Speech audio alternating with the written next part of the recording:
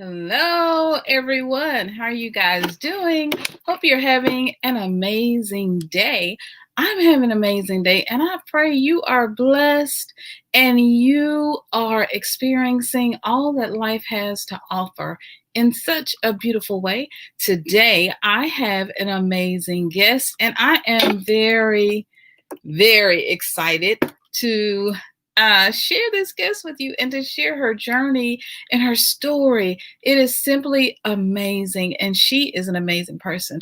My guest is Ivy Prosper, and so I'm just excited to share her story with you and to, hey, NC worker, good afternoon. So glad to have you on the broadcast. Go out and share this broadcast. I'm going to share this broadcast out with everyone so everyone knows that we are live and we are talking with Miss Ivy Prosper, because I'm telling you, if you're interested in Ghana or if you're interested in relocating anywhere on the continent of Africa, Miss Prosper has some amazing advice to share, and just learning about her journey and all of the work that she's doing in Ghana, I'm telling you, is simply amazing. So I'm going to let a few people just come in, let you guys come on in. And if you're out there watching, please go ahead and share this broadcast and say hello so we'll know that you're there. If you've got any questions, go ahead and as you're listening, go ahead and take this opportunity to write those questions down, get your notebooks. I always have, look, I tell you every time we do these broadcasts to bring your notebooks and make sure you have your pens, get your notebooks and your pens, because I'm telling you, this is an exciting time for us here in throughout the diaspora, And so it's just an exciting time. And so this is the time now to get all of your plans in order if you are planning to repatriate to the motherland, or if you're just wondering about repatriation. If you hear a little feedback, excuse this for just a moment. I'm just going to plans in order. There you go. All right, sorry about that, guys.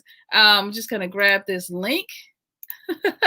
Yeah, but I am excited. And so come on in, join the conversation, put your questions in that you might have, and just listen and take notes, because I'm telling you, today is the day that you are going to learn some amazing things. Just give you a few more minutes to let everyone come on in, and I hope you guys are doing well. I hope this day is going well for you. I know it has been an amazing day for us.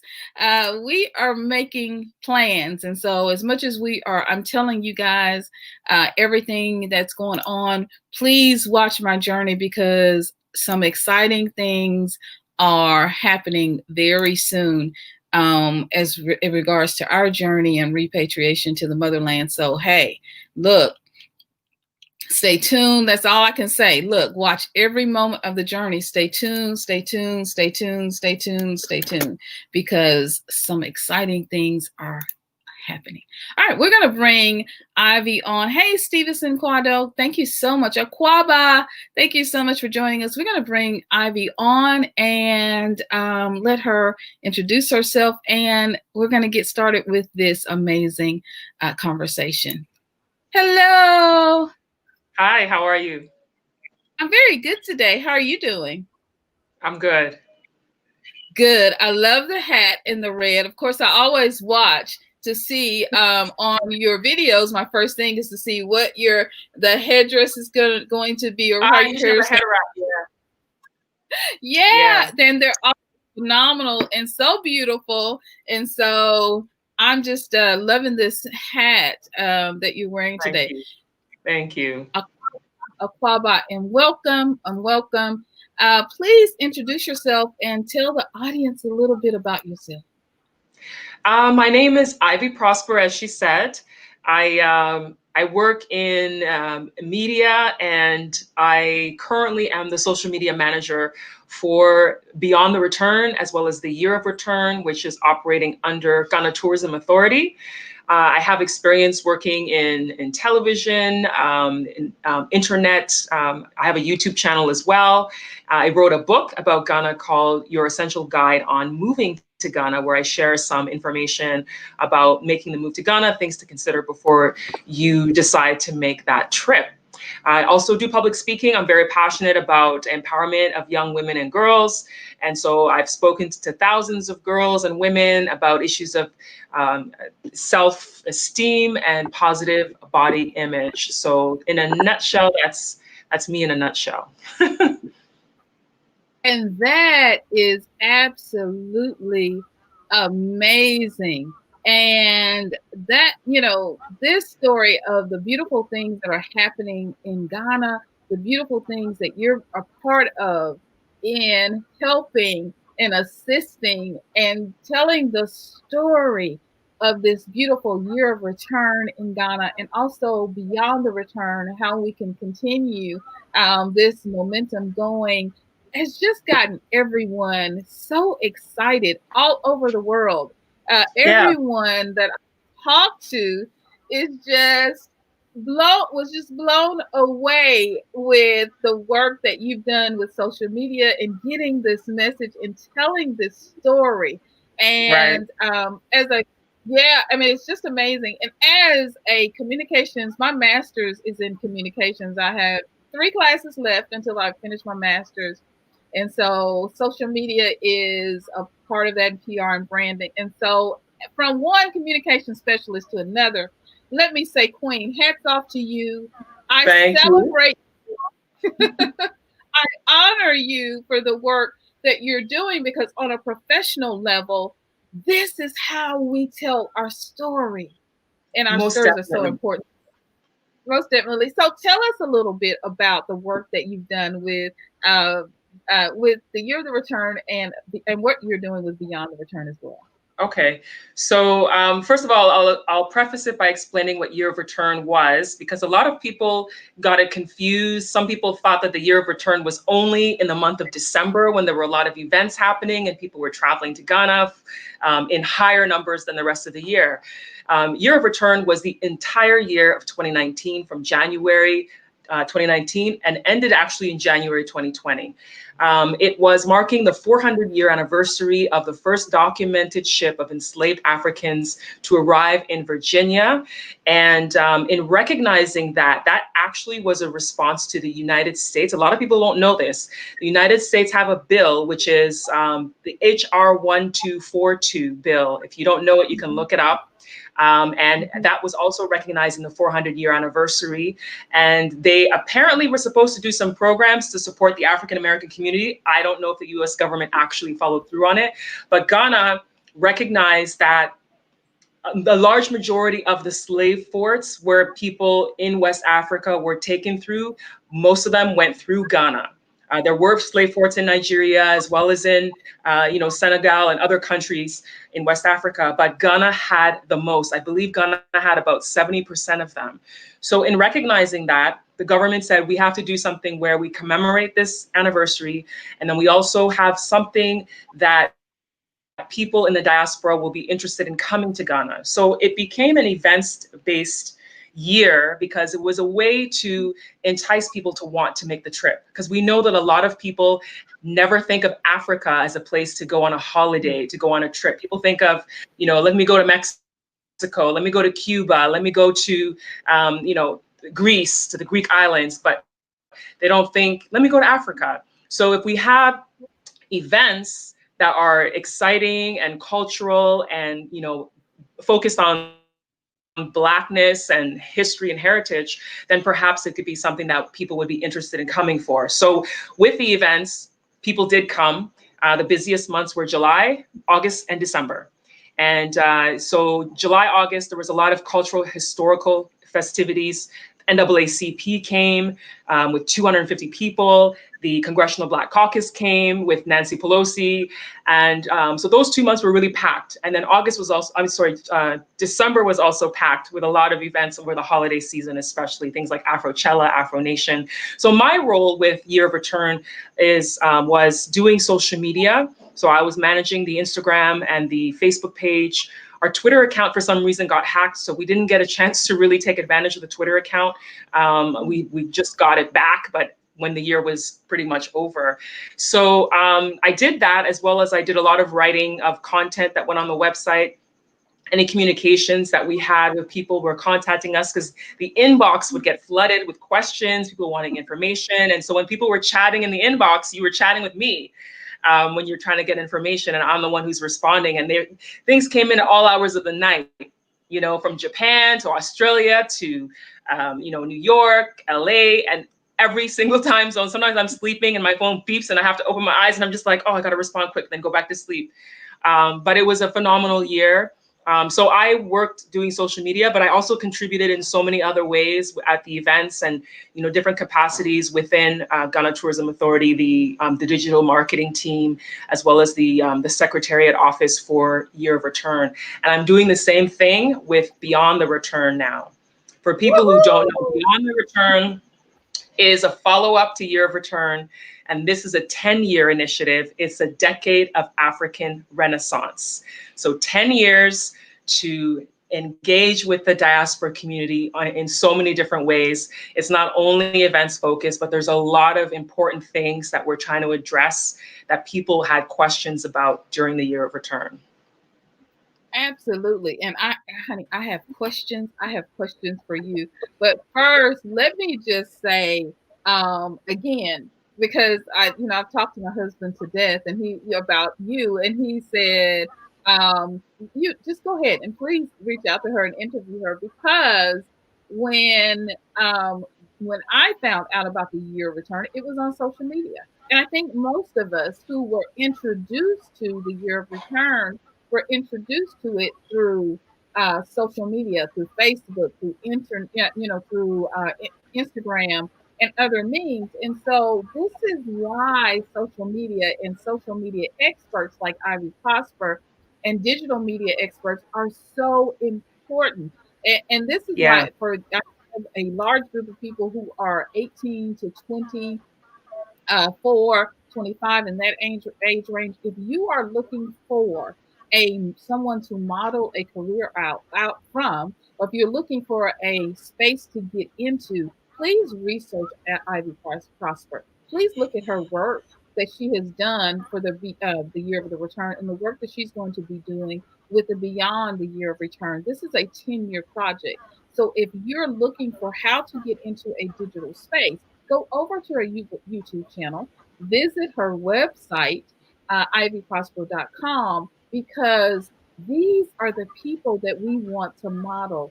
These are the people that we want, our melanin, our Black intellectuals. These are the people that are doing the work, that are putting in the work to make sure that we know about Africa, we know about Ghana, and that we know how intellectual and intelligent we are. There's no farther to look than right here with Miss Ivy Prosper. So now, the Beyond the Return. My husband and I have a nonprofit, so we reached out to the cultural office here through our local office about sort of how we could work with that and what we could do. And we found that our government was not as excited here in the U.S. And so we were really happy that you guys were carrying that on, even though the U.S. was not doing necessarily as living up to the promises that they had made. So, and you all were definitely inspired by that, by what the U.S. was not doing. And I love that.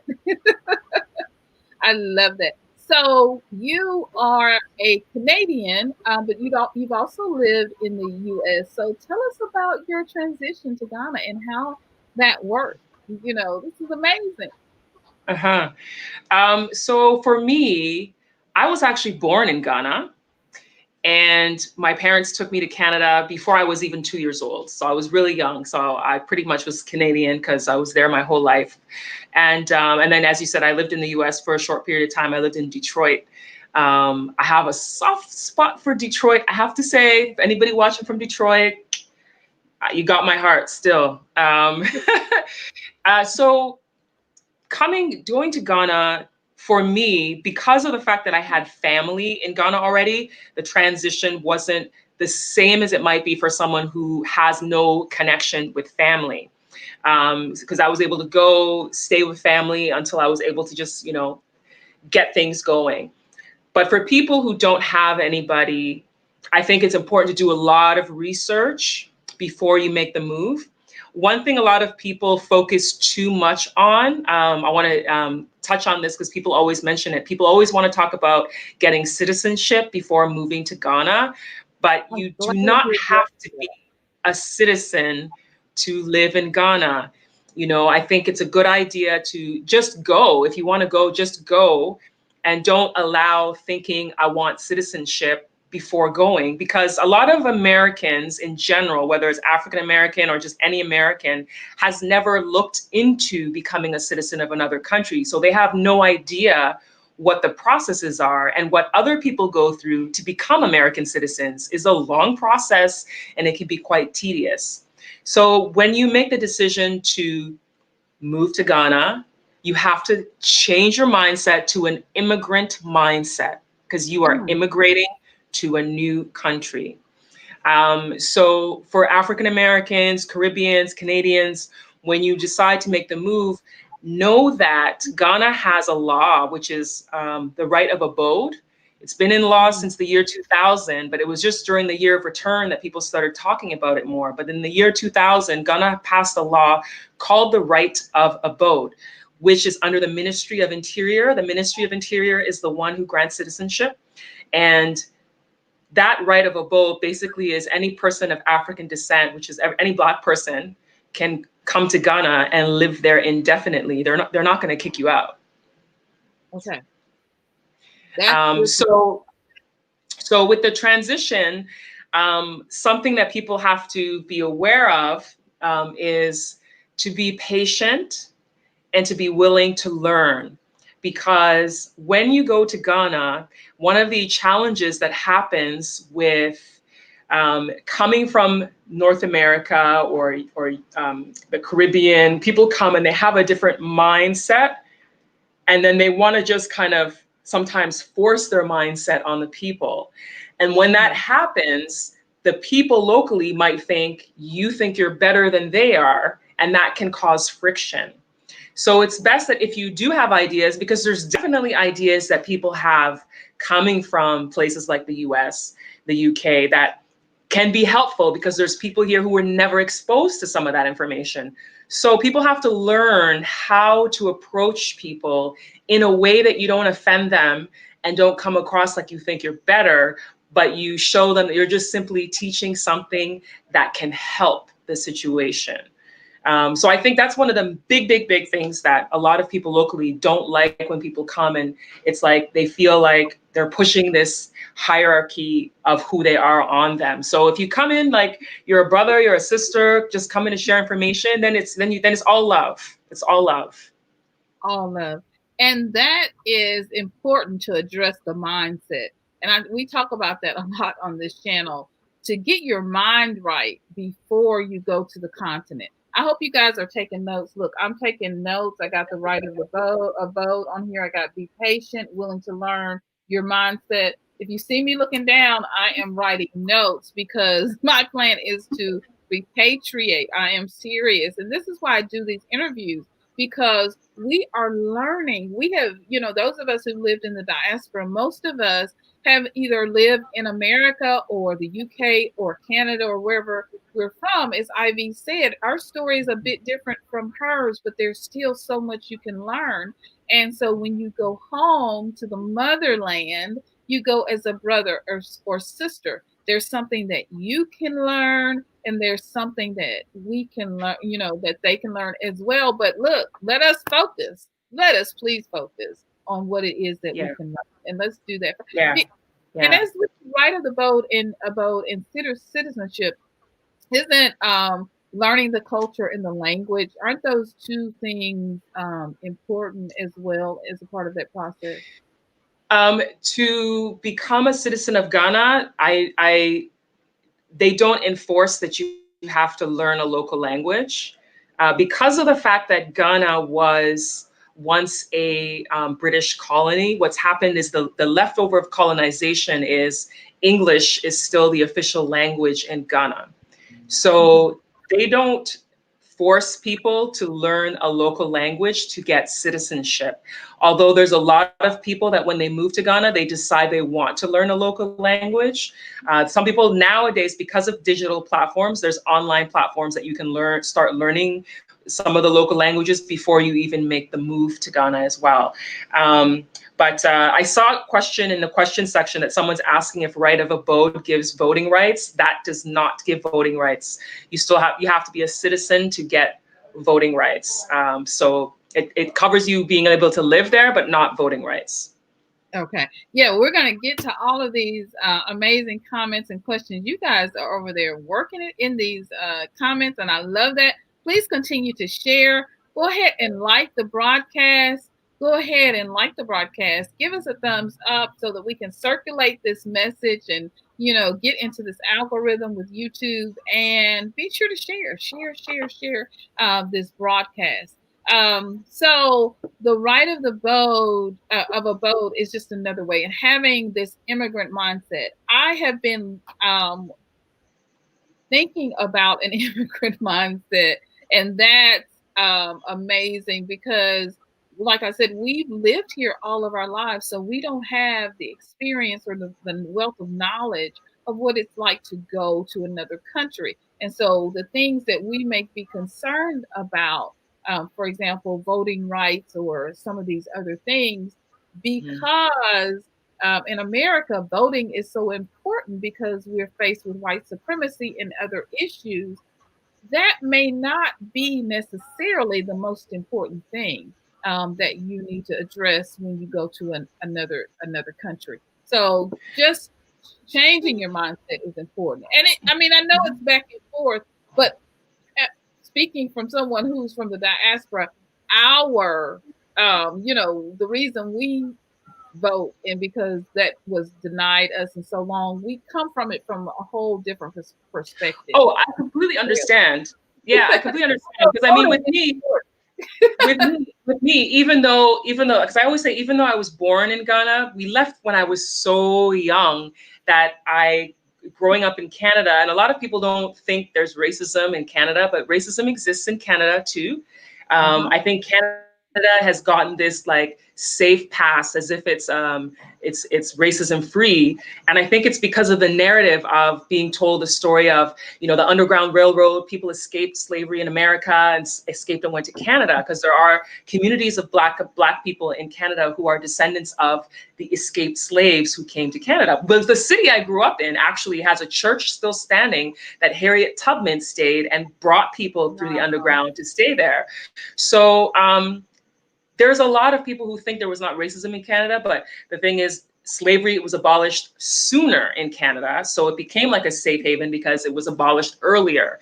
But just like in the US, just because it was abolished, it doesn't mean that those white people suddenly weren't racist anymore. They still were racist towards Black people. It just wasn't as violent. That's the thing that's different between Canada and the US, is it's not as violent, because the right to have guns doesn't exist in our laws the way it does in the US, the right to bear arms. So there's the whole NRA issue over there and stuff that we don't have in Canada. But voting is really important. We talk about representation in voting, so I understand why people feel voting is important, because I started voting when I was 18, so I totally get it. And in Ghana, we talk about voting being important as well, because there's a lot of issues people want resolved here too.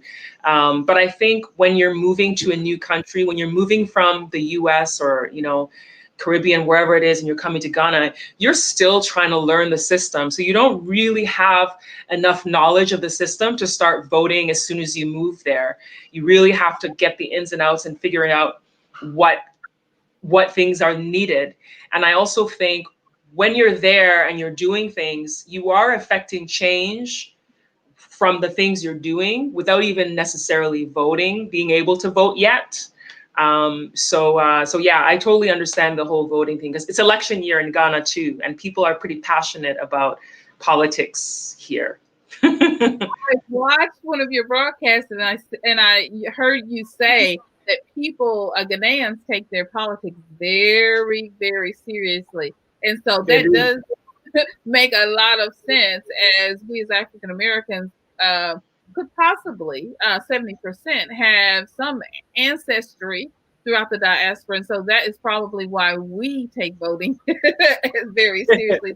For some of us, that Ghanaian blood is of the ancestors is speaking. Yeah, So thank you yeah, so much for clarifying that. Thank you so no much. problem. Can I say something that's a little off Yes. topic You're, towards America? Because I think I froze for a second. Do you see me still? now I was going to say Okay. you're now, sweetie. Okay, so Patricia Trotman said voting is important, but not in America, and I can understand the disappointment in the way things are. But one thing I think that a lot of Americans need to remember is sometimes it's not necessary. Sometimes there are things that the president can do that really alter your life. So, for example, President Trump. I recently read this that President Trump has appointed the most judges in American history during one term. Apparently, he's appointed over 100 judges. And these are people who, when they're appointed to these positions as judges, they don't leave those positions until like it's retirement or they die. So if you think this man who has, we all know how his mentality is, I'm not going to go there, but has appointed over 100 judges who, even when he's gone, they will be in those positions. Now imagine those judges and our Black brothers and sisters going to court, and some judge who was appointed by the current president is there presiding over a case. And they may have that same mentality affecting our brothers and sisters. So sometimes you may not like the candidates, but you have to think, what type of people would this candidate possibly appoint into positions that could alter the lives of our brothers and sisters?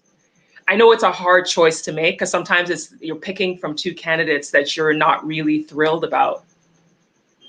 That's my rant. Yeah, well, we're going to get into these comments, but one of the things, voting is important, but not in America, KKK. America. Well, here's the thing about it, and we're really in a tough situation here, which is why I think people are leaving. We see what's going, we see the trajectory, we see that we are going to be in trouble as African Americans, no matter who we vote for in this particular election. You have Joe Biden and you have Kamala Harris, who Joe Biden did the 1994 crime bill. You have strict regulations. And so you have people who are still in jail. For example, there's a young man they've been trying to get out. He's been in jail. He was sentenced to life for stealing hedge clippers. And so he has been sentenced to life. Did you say hedge clippers? I did. The ones you use outside. And so this we understand, as much as we have the issue with Trump, we are in a really difficult situation. And so some people feel like their vote this time is not going to matter. You also I have understand.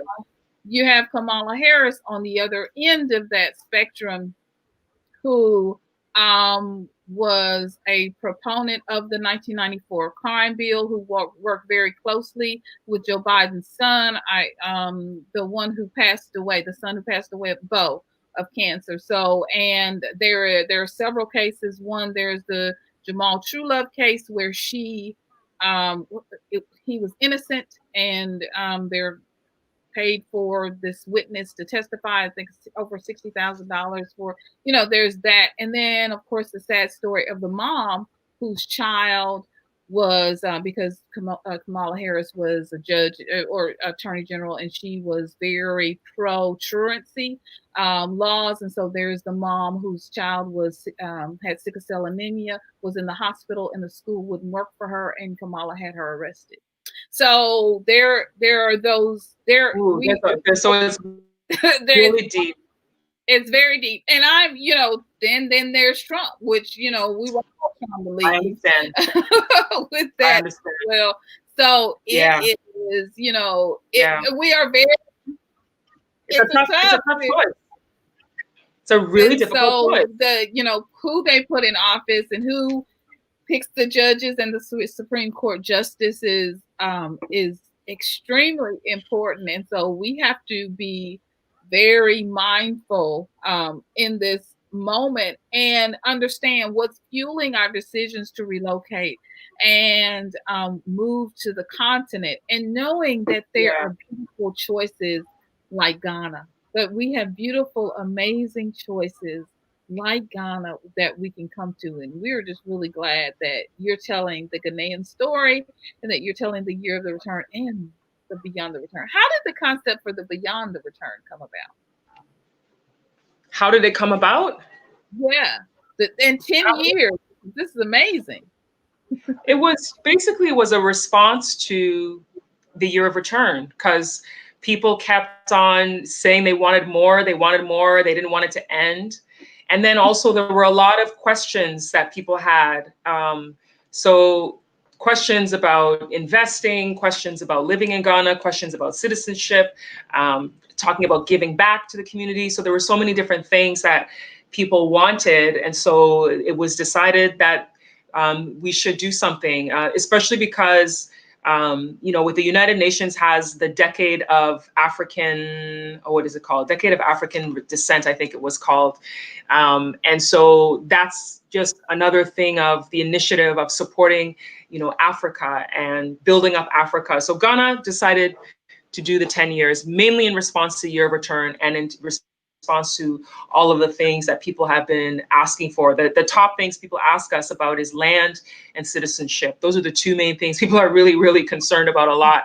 But also about celebrating culture, festivities. So a lot of people had a great time going to some of the events, but also a lot of people said they felt like there wasn't enough that happen in Ghana in all the different regions. There's a lot of different activities that happen throughout the country. And so a lot of people felt they would have liked to know more. So the Beyond the Return is also going to focus on celebrating some of those cultural festivities. We're actually going to be doing a live stream on Wednesday at 4 p.m. Ghana time, which is 12 p.m.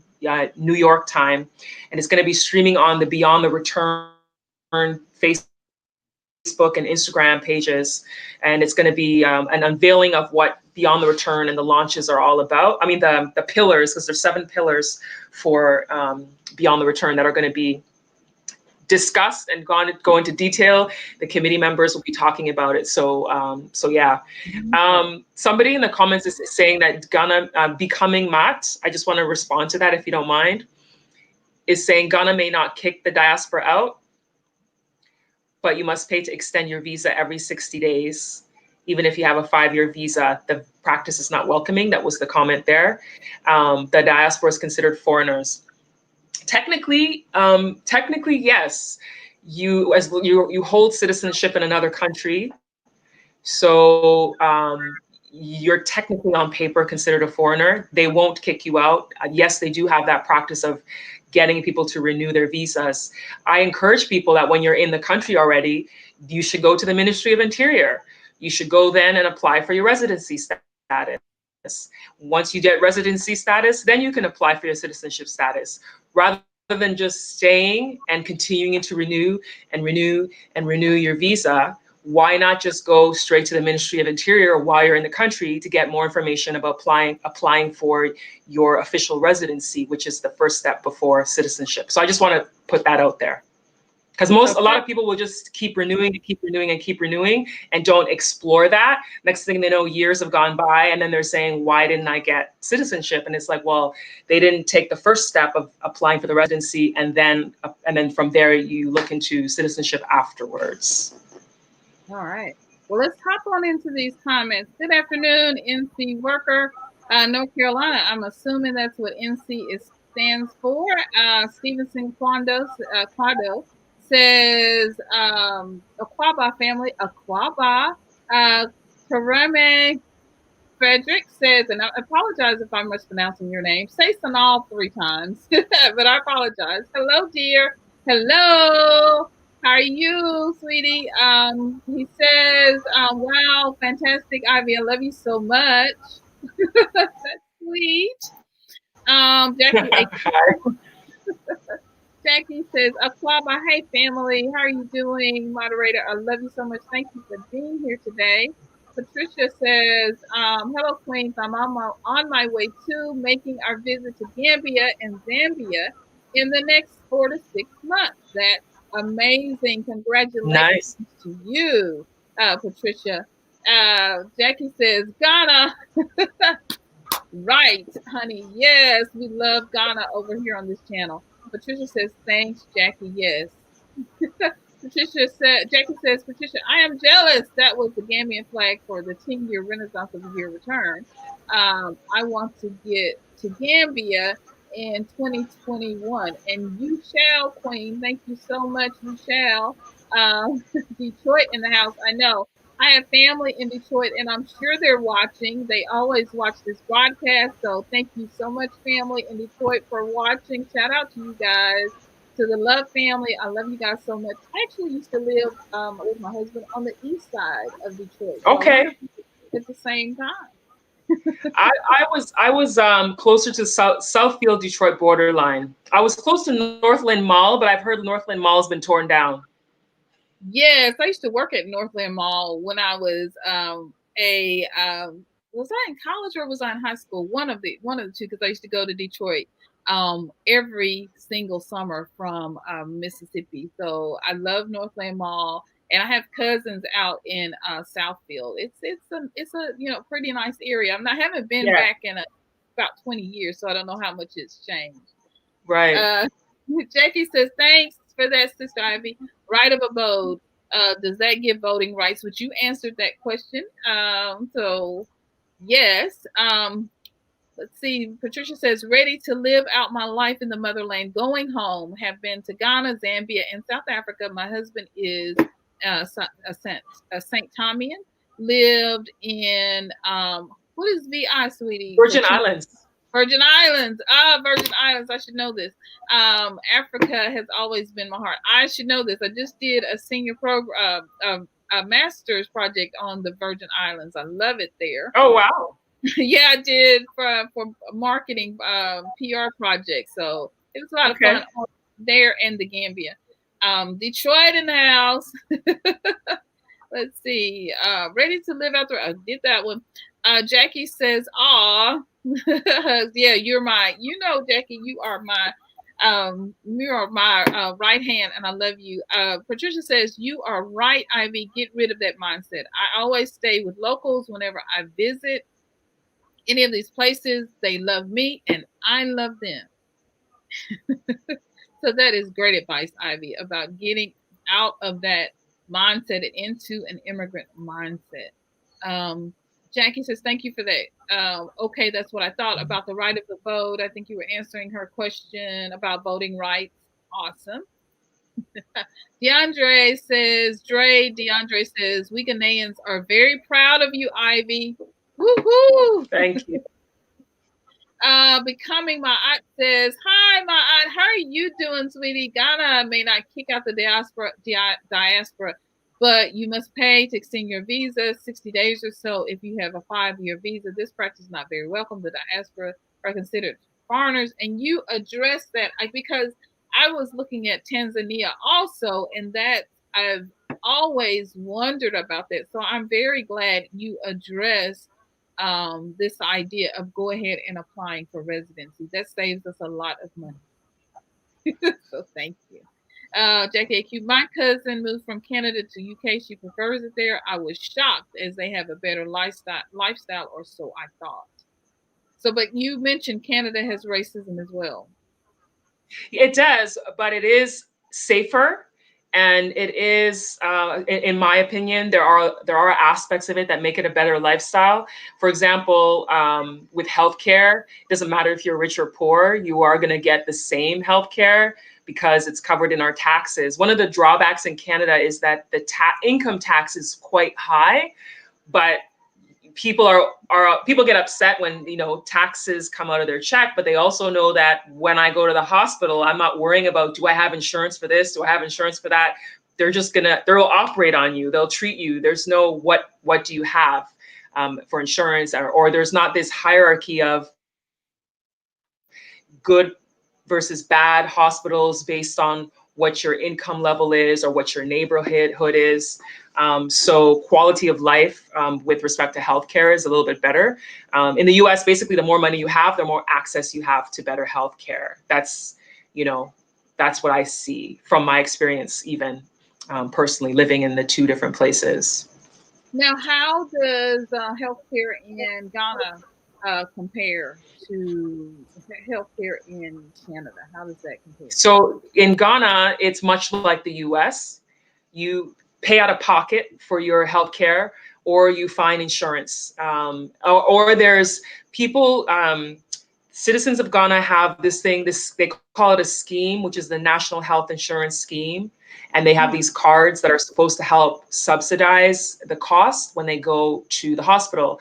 And there's a tendency that it's more the lower income people that have those cards. And you can only use those cards really at the government-run hospitals. And so there's that. And then there's the private care where you just pay out of pocket. So I know someone who needed to see a gynecologist and said that the cost was 600 Ghana cedis for the consultation. And then there was another hospital where their gynecologist consultation is 300 Ghana cedis. So for people who want to look it up online, I think $1 is about 5.5 Ghana cedis. It fluctuates up and down. So you basically, I recommend people to try to have money saved in case you need to have any healthcare treatments. If you have to go to the doctor or hospital, that you have money ready to pay, because you have to pay for everything, every blood test, every x-ray, every scan. You have to pay for it unless you have insurance that covers some of it, and then you pay the difference. But it's my understanding that insurance is quite expensive here too. Yes, I don't have any. I just pay out of pocket. You just pay out of pocket. Yes, here in the US, you have to pay everything out of pocket. But when you go to the hospital, you can receive a bill. It just will be billed to you, and you will see the bill, and you will have paid for it. I've got one in Detroit. I'm saying that again. I'm sorry. I've gotten the bill in Detroit once before. Yeah, it's not happy. Well, I am happy that Milton Craft is joining us, because that is my hubby, and I love you. Oh.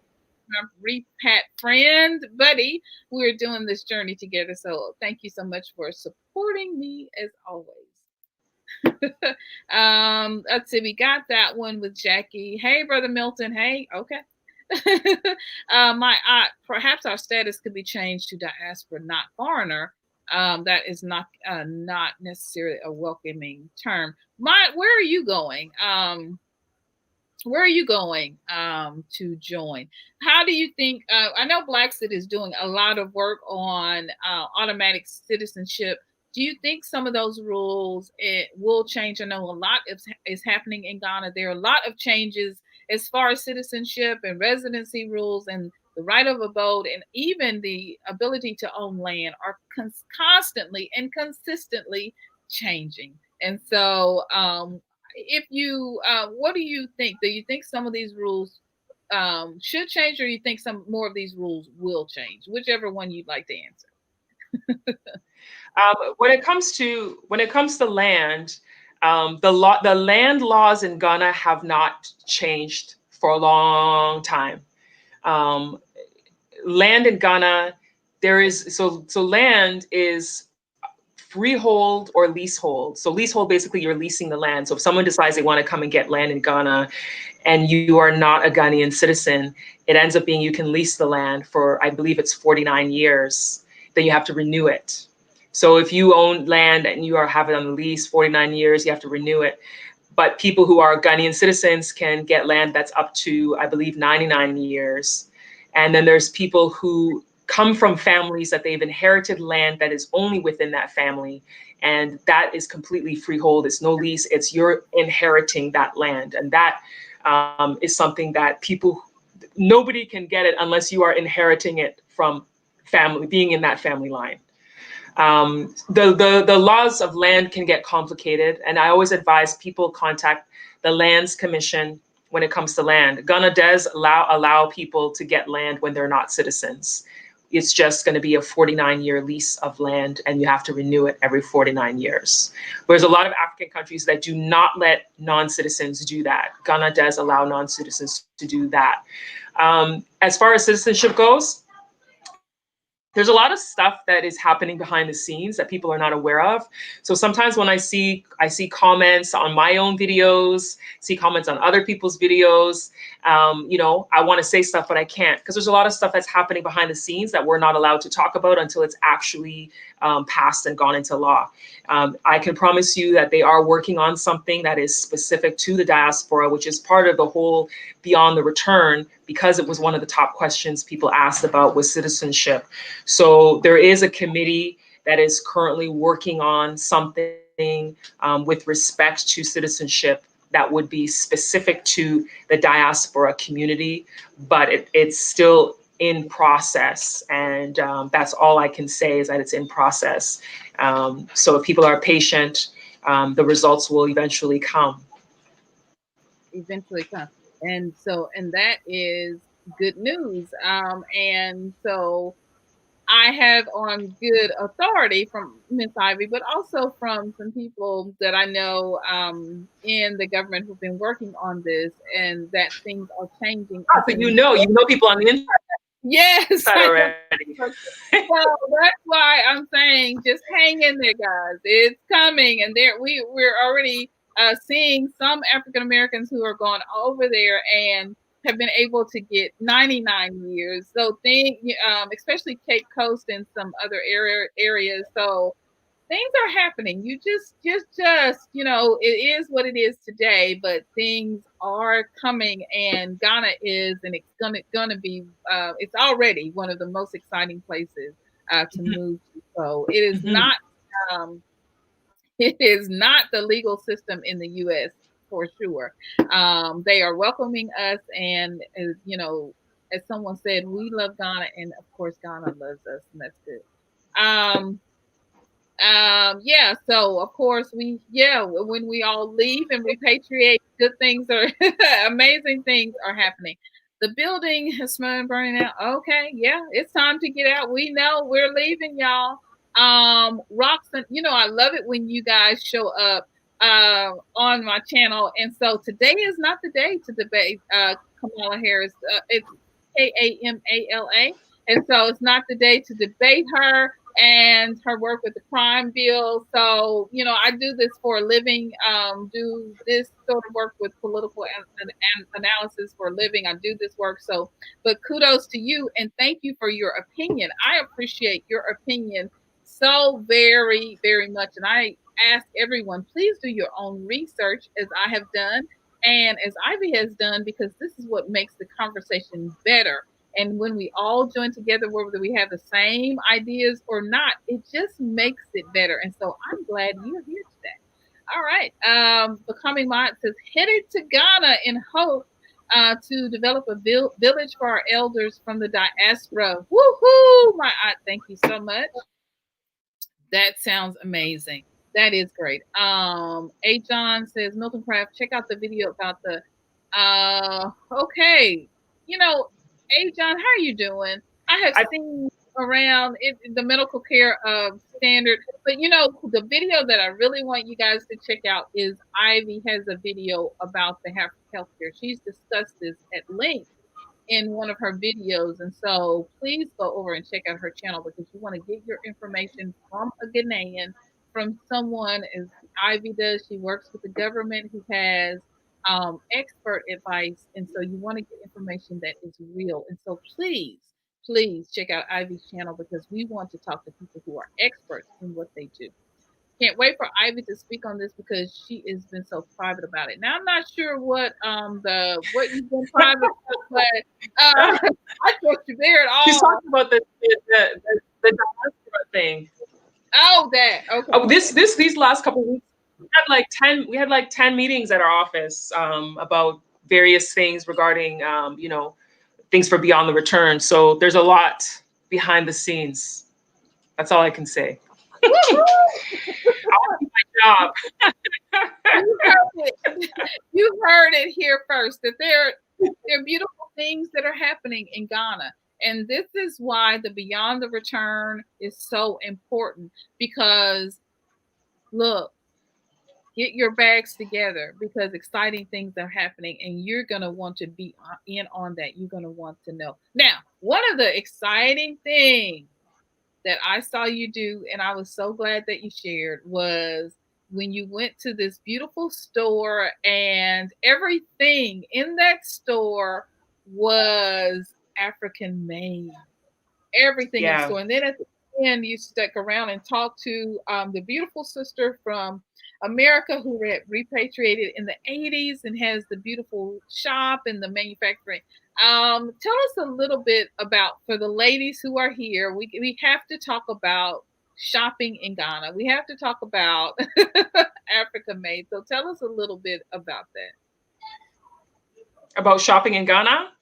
Yes, about shopping in Ghana.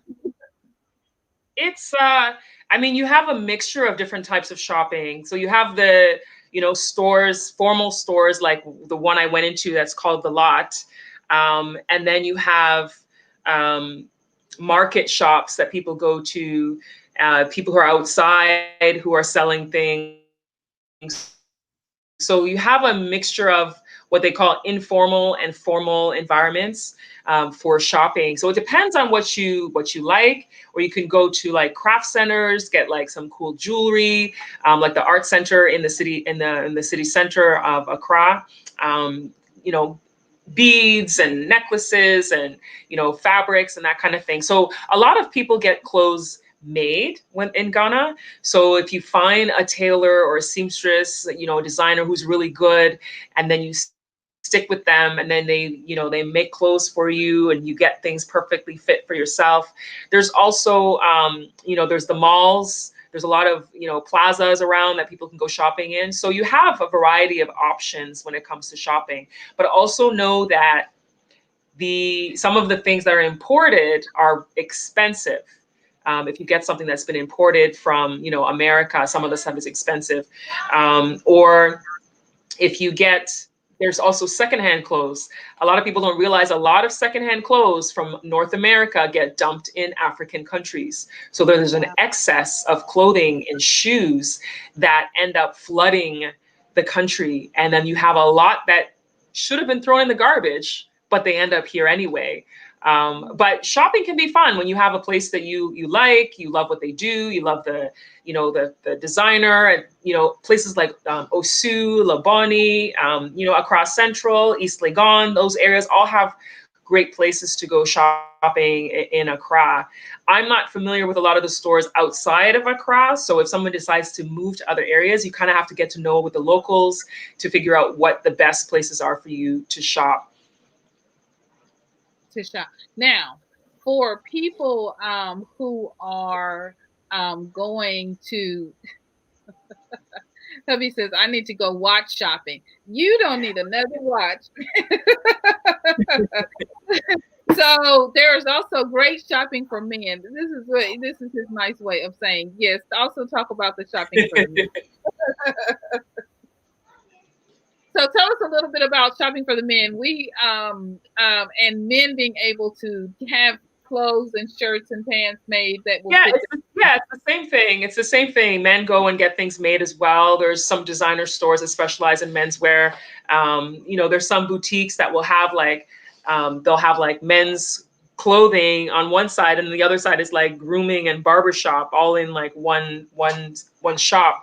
So yeah, men can do their shopping in Ghana too. They get their tailors. As a matter of fact, sometimes I feel that a lot of the tailors do a better job of sewing the clothes than some of the seamstresses do.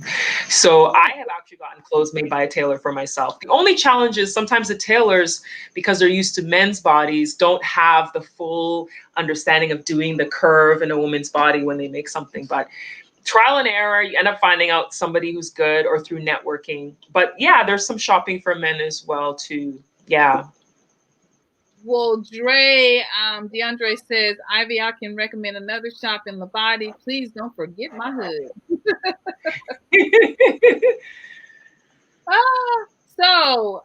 Now, if we're relocating, one of the questions I get about relocating a lot, and a question that I have for myself, because hubby and I are packing, we're in the midst of packing, and we started out in our garage, is shipping.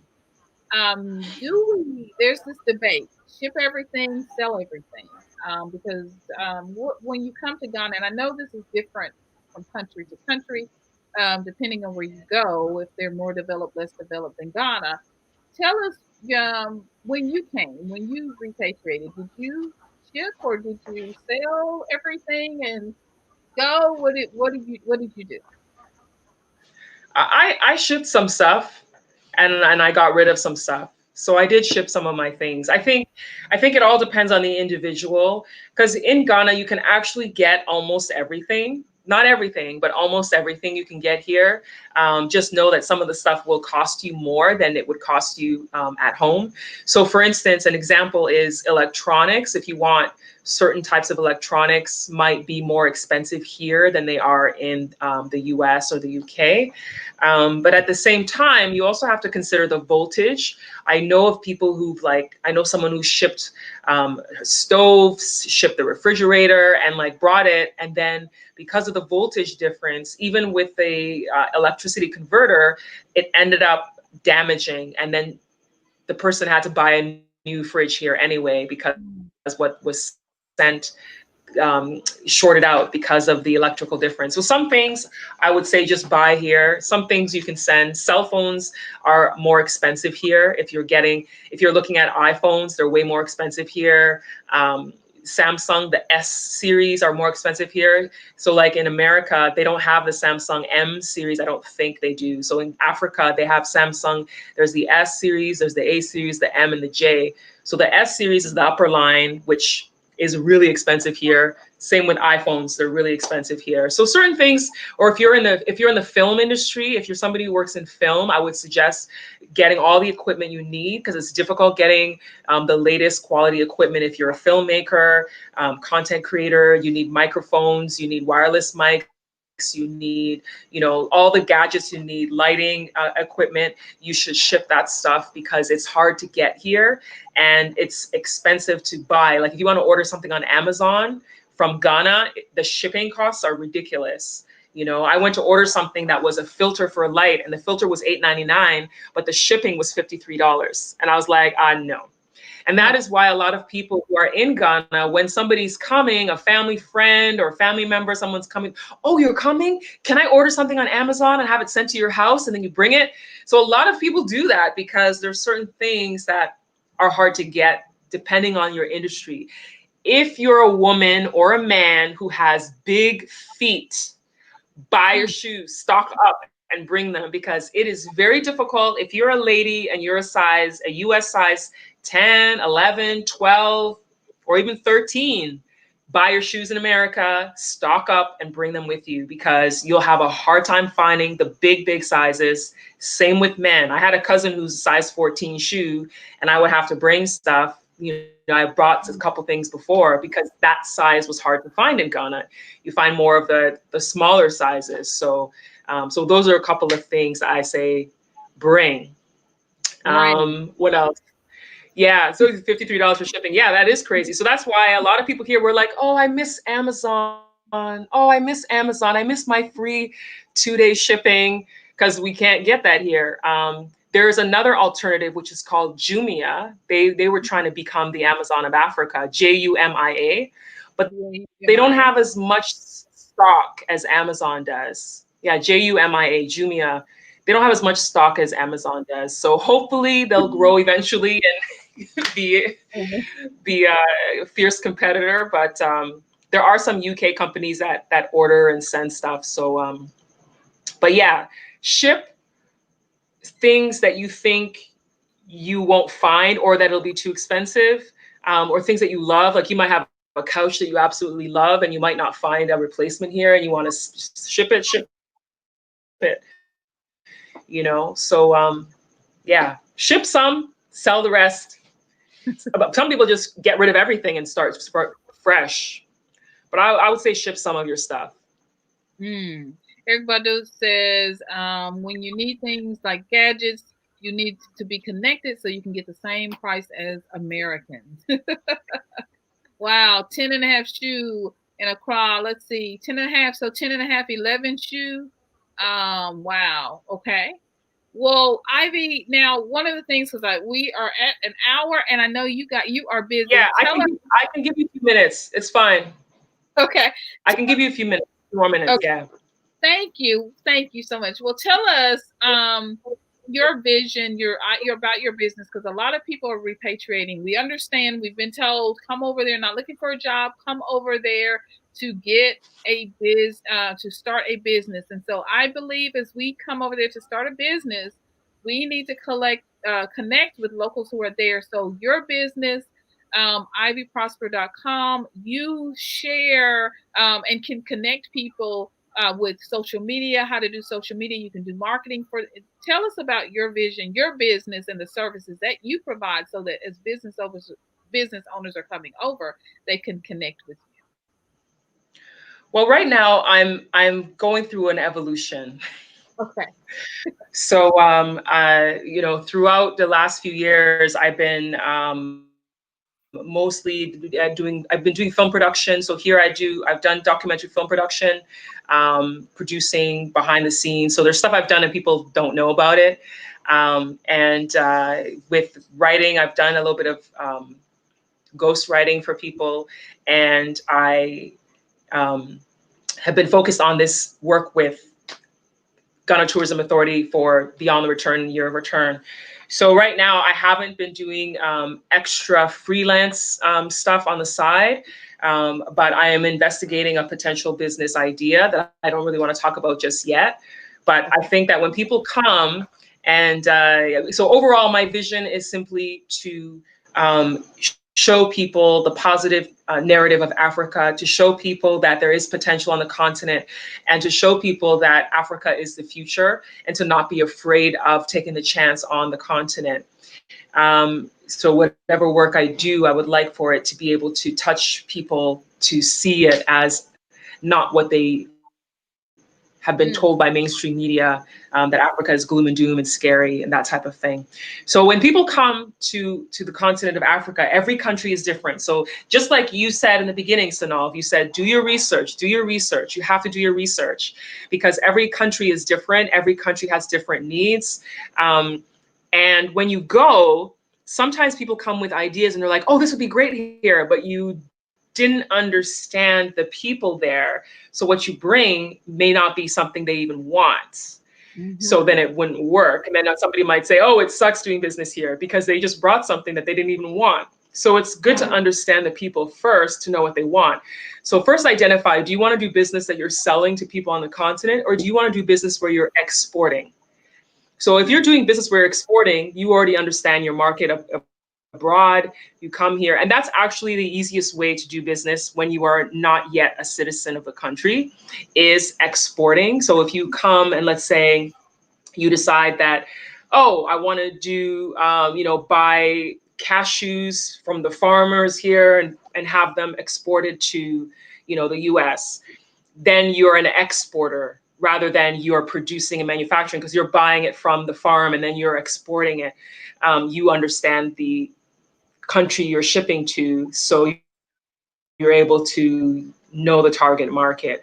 So exporting, so somebody contacting like the Ghana Export Promotion Authority, they can assist you with how to be an exporter, exporting things out of Ghana. So think about What do you want to do? Do you want to set up something here and build here, or do you want to set up something that you export? So those are the two things you have to ask yourself when you're starting business, because there's certainly emerging opportunities all over the place, from agriculture to technology. There's a lot of things that's why Facebook and Google are like in Africa, because they've saturated the US market. They've saturated the North America, they've saturated Europe. Now they want to tap into Africa. So for the last few months, Facebook and Google have been digging these underwire lines, because they're saying they want everybody to be connected to the internet. But really, it's like they want everybody to have access to Facebook and Google, and so they're seeing it. So we have to see it. Our brothers and sisters have to see that there's opportunity, see that there's things that may have been saturated where you are that may be useful in the new country. So for an example, it could be the simplest thing. Someone I know was telling me about how her family friend many years ago, this was probably about 20 years ago, saw that, oh, they don't use soy milk in Ghana. So she decided to start bringing soy milk to Ghana. And the woman apparently is a millionaire now. I don't know her personally, but my friend told me about her. So that's like a basic thing that she saw and took advantage as an opportunity to do business. So there's little things that you can spot and you can say, hey, you know what, I think I'll try this. Hey, I'll try that. But then there are those opportunities where people are doing things because they want to impact the communities. Like right now, there's the Omega Psi-Phis. They've been coming to Ghana and commissioning boreholes in communities where they didn't have access to water. So they're doing that type of thing. So everybody's got what they see a need and what they want to do. It's not necessarily always about profit, but sometimes it's just about making an impact in certain communities. So ask yourself, what is my vision for my life? What do I see myself making an impact in? What is my purpose when I'm going to Africa?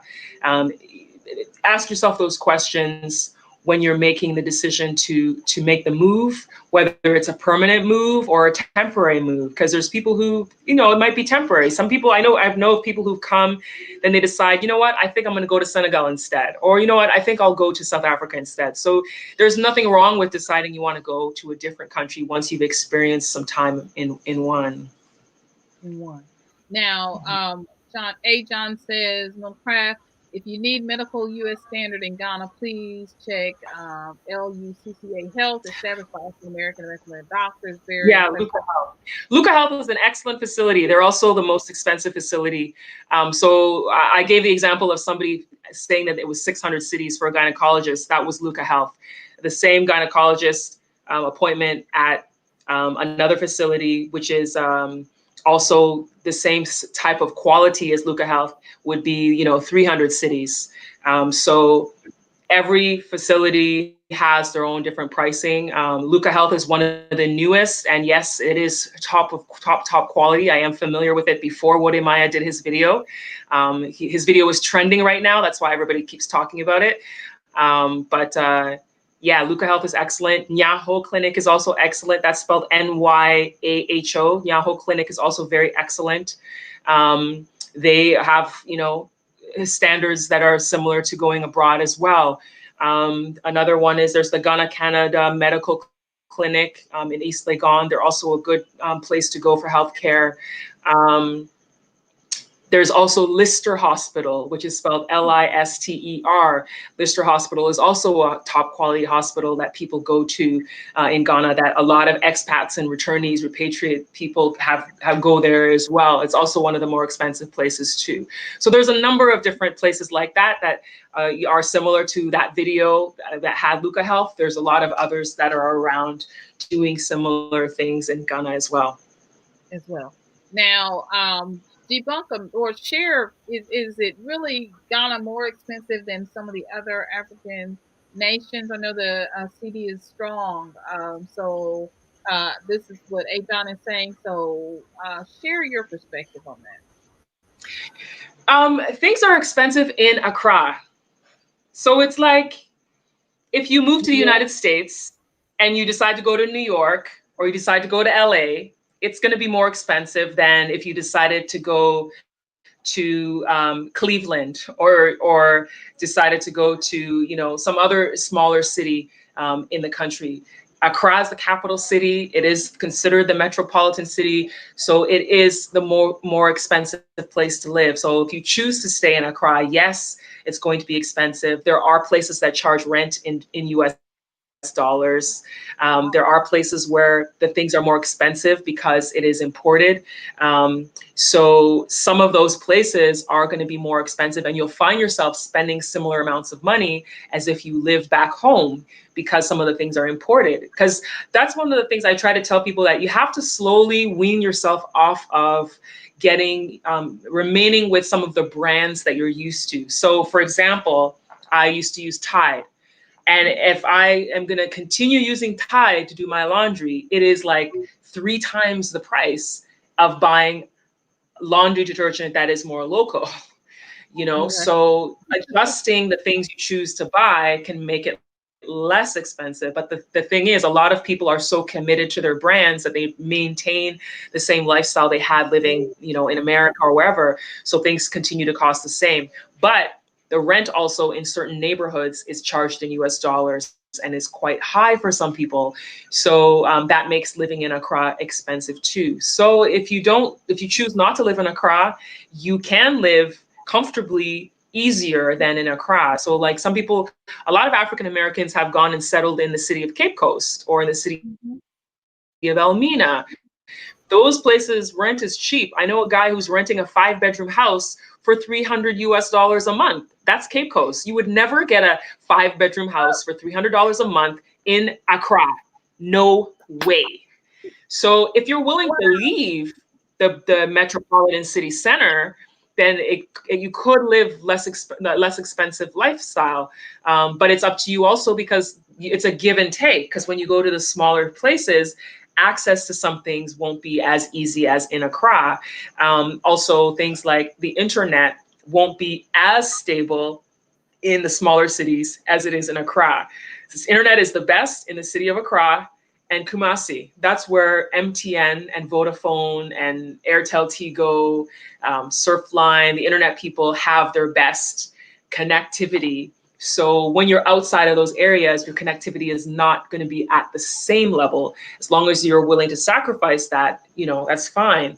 And depends on the business you're in. If you're in an industry that's relying on being online all the time, like me doing social media and digital stuff, I can't be in the smaller cities because I'll be affected. My work would be affected by that. Yeah.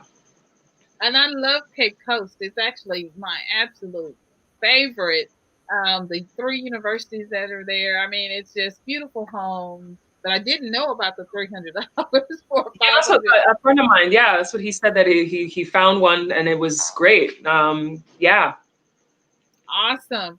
Well, just we have taken up a good bit of your time, and we are just so thankful and grateful to you. You are so gracious, Ivy. I appreciate you so much coming on today and telling us some inside stuff and just uh, sharing with us the information that we need to know, because we here in the diaspora, Wodamaya said it, and you were there at his gathering. I mean, you guys, I feel, you guys are leading this charge of Africa to the world. And I feel like I'm in the presence, and I am, of course, because the ancestors are here, but I feel like I'm in the presence of greatness.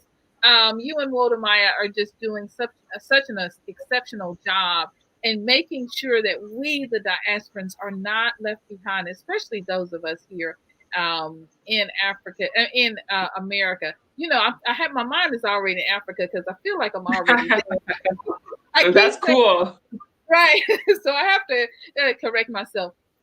For your final thoughts, what would you share with us? I know you just spent this time with Wodamaya, and he has said such nice things about you and about your channel, about how amazing it is, and now the rest of the world is getting to see that as well. So, in your parting last thoughts, please share with us any final thoughts that you think we in the diaspora need to know. I think it's important to know that if you decide that you want to come to Africa, that you are coming because you genuinely want to come. I know that right now we're in a time when racism is being shown even more than ever before, even though we know it's always been there. But because it's being recorded, because it's being documented, now we're seeing it more than ever before. And so I know because of that, a lot of people feel they want to escape, they want to find somewhere to go. And I can understand that. I think it's important that when you make the decision to go to Africa, that it is not only because of the escape, but it's because you genuinely want to be in Africa. Because if it's just to escape, you may find yourself not standing and not being firm and not being able to manage living in a new environment, because moving to a completely new environment is also quite challenging. Even though you will be amongst your brothers and sisters in Africa, I think it's important that you know that if it's destined for you to go to Africa and your heart truly feels that you are called to go to Africa, go, make the trip, do it. And I also believe it's okay for you to stay where you are if you choose to, but want to remain connected to the continent through people who are telling stories, through people who may want to collaborate. I met someone last year who is in the business of doing coffee, and he's getting coffee sourced from Africa. So he enjoys that he's able to be in America and connect with his African American side, himself, but come to Ghana, come to Angola, go to different parts of Africa, do his coffee business and bring it back. He has his own business and that's what he's doing. He's going back and forth. And I think that's great because you get to sense the continent within you. You get to do business with your people on the continent. And then you get to go back to where you are familiar with, where you may feel most comfortable, where you can continue to fight, because we do need people to continue to fight this fight of racism, because it's necessary or it's never going to end. So my words are, if you feel called to go to Africa, do it. This is the right time. Don't let other people take the opportunity before you do as a Black person. The Chinese are running here. The Lebanese are running here. Europeans are running here. They're seeing the business opportunity and they're doing it. You should be doing it too. You should be doing it too, excelling at it and being the people representing the continent. You should be doing it too. Amen. Amen. I am just so grateful and I love your parting words because we should be doing it too. And those are all of the reasons why we should. Thank you so much, Madase, from Thank you, SYNOLVE. And I would like to say to you that I thank you for asking me to come on. I think you're doing great too. I think, you're very genuine, you're very personable. And I love that you're also sharing your journey and talking about what you do. And congratulations on the master's. You said you're just 3 courses away, right? 3 credits away? 4th course now, yeah. So congratulations on that. That's a huge accomplishment. So I commend you. And I wish you all the best and all the success and all the growth on your channel. So you're gonna do great. You're already growing. I think you're like what? You're over 2,000 something K right now. Mm-hmm. Subscribe to her page. Subscribe. Don't forget to subscribe. And hit the notification button. You don't miss any posts. Very well. Yes. And hit that like button. We're up 44. I know you guys in my replay nation. I love you guys for that. 44, 23 likes. So go ahead and head on over to Ivy Prosper's channel and show her some love. Subscribe, comment, like, share, and then go to her website and sign up for her newsletter as well, because you're going to want to see all of the amazing things that she's doing. And I'll share this video too. Thank you. Have an amazing day, Ivy. I love you so much, sis. Me too. I know. Bye, love. Have an amazing day. All right. You have just heard it from the queen. You have heard it from the queen. I don't know what more you need to know. All right. So we've got, look, I hope y'all were taking notes because I got notes all over this page. I hope you were writing down all of the different medical, because I get this question. You guys ask this question a lot, and Ivy has given you information of all of the medical centers. You're going to need to if you didn't take notes while we were going through this, you're going to need to replay this broadcast and head over to Ivy's channel because she does a very extensive video on medical care in Ghana. Um, Ivy talked about the immigrant mindset. Get your mind right before you go to the continent. You have different opportunities that are available for you, like the right of abode. And so, this is what we should be looking at as immigrants. We are immigrants. I have a new term. I am excited and be willing to learn. Having that new mindset is being willing to learn. As much as we're willing to share, we must be willing to learn and go over as a brother or a sister. Isn't that just beautiful? Because we're not there to offend, we're not there to change, we're there to get all of the soak up all of the beautiful culture and all of the beautiful heritage that we have missed by being here in America. And that's why we're going home. And that should be our focus.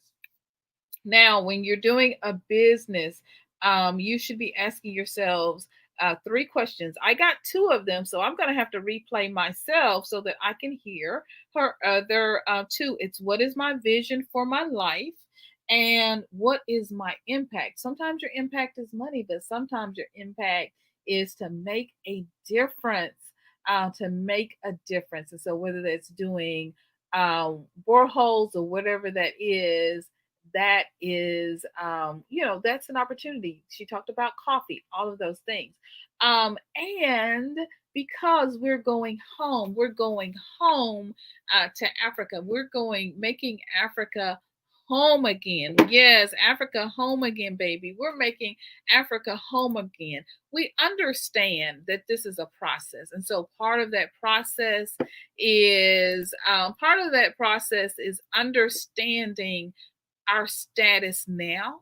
And governmental status, we understand that. So understanding those governmental words and that governmental status, the governmental language, we're understanding. We know that we're coming home and this is our home. But when we're doing business and having to deal with government agencies, we need to know the words and the language so that we can be successful in repatriating. Yes, yes.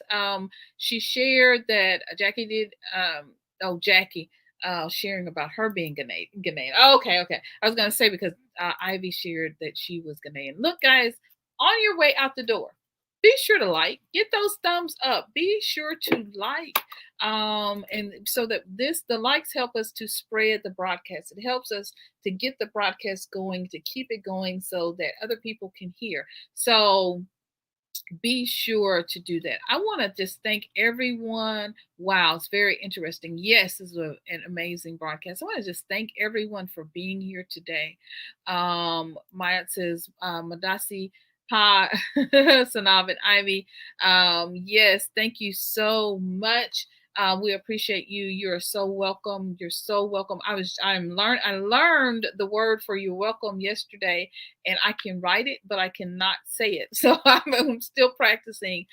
Twi Gao is actually my favorite, and I love Mandinka, which is one of the Gambian languages as well. So I hope you guys are doing all that you need to do to repatriate and to get the information and research that you need. This is why I'm here.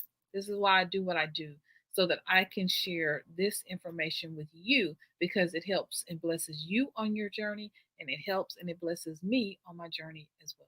Get the likes up, you guys. Do all the rituals that you must do when you come into this house. When you come into someone's house, you take your feet off, you take your shoes off, take your feet off. You take your shoes off, you take your hat off, you take your coat off. Well, in this house, all we ask you to do is to like. And if you love the content, go ahead and subscribe. It's free. It is absolutely free. For those who are watching the replay, thank you for joining me. For those who are here right now, thank you, Madase, Madase, Madase. I love you so much. You are amazing. You are amazing. You are beautiful. You are intelligent. You are wonderful. You know what? Baby, honey, brother and sister, because you just are. I love you so much. May the ancestors be with you in your repatriation journey, and continue to connect with me on social media, on Instagram, Sanal, on Facebook, Sanal, on Twitter, Sanal. Also, I've started a new Instagram, and that is My Repat Journey. So look for me on Instagram under My Repat Journey as well as Sanal. And I have a Facebook group if you guys want to join. It's called My Repat Journey. So become a part of that Facebook group, join the group, and come in and share and tell your stories. My email address is going to be in the bottom. MyRepatJourney@gmail.com. If you'd like to come on and share your repatriation story, your repat journey with me and with our audience, you can. You are most welcome. So hit me up an email so that we can continue. Also, I have a GoFundMe page. I'm going to leave it in the description below. If you'd like to donate to that, fine. If you'd love to donate to help us repatriate to the motherland and help us on our journey, we would appreciate it, Madase, so very much. And to those of you who have already given, we thank you. It helps us to continue to do the work that we do. Thank you so much. I love you guys. I'm going to see you in another video very, very soon. Go over and like Ivy's channel and subscribe, and let her know that we sent you. I love you so much. Bye bye, guys. I love you. See you in the next video.